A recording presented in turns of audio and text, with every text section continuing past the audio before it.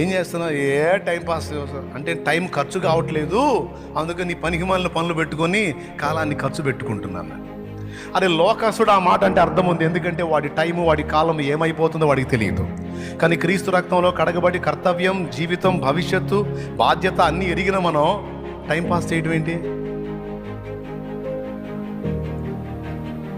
మనకు time pass కాదు, time చాలట్లేదు అనాలి. మనం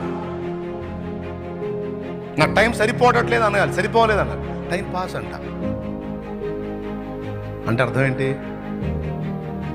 పనికి మాలిన నిర్జీవమైనవి ముందు పెట్టుకొని గంటలు గంటలు గంటలు గంటలు వాటితో గడుపుతూ చాలా అజ్ఞానంగా టైంను నాశనం చేసుకుంటారు.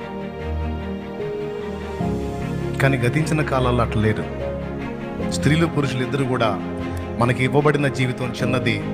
ఇవ్వబడిన ఈ జీవితంలోనే అటు సృష్టికర్తకి, ఇటు సృష్టింపబడినటువంటి నా తోటి సమాజానికి నేను చేయగలిగినంత న్యాయం చేయాలని అటు దైవికంగాను ఇటు లోకపరంగాను ప్రజలకి దేవునికి ఆశీర్వాదకరంగా, సంతోషకరంగా, సంతృప్తికరంగా జీవించారు స్త్రీలు పురుషులు. ఈరోజు అది లేదు.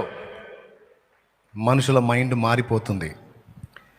ఎంతమంది ఒప్పుకుంటారు నా టైం అర్థవంతంగానే నేను ఖర్చు పెడుతున్నాను అన్నవాళ్ళు? ఎంతమంది ఒప్పుకుంటారు? చేతులు ఎత్తండి. ఇదిగో దేవుడు చూస్తున్నాడు, నాకు షో నా ముందు మీరు షో చేయొచ్చు, ఆయన చూస్తున్నాడు.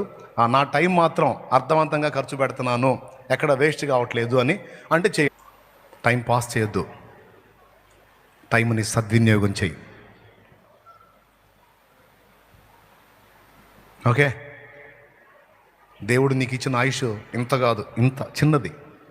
ఎప్పుడు పిలుస్తాడో తెలియదు. ఈలోపు దేవుని కోసం కొంతైనా ఫలించడానికి ప్రయత్నం చేయి.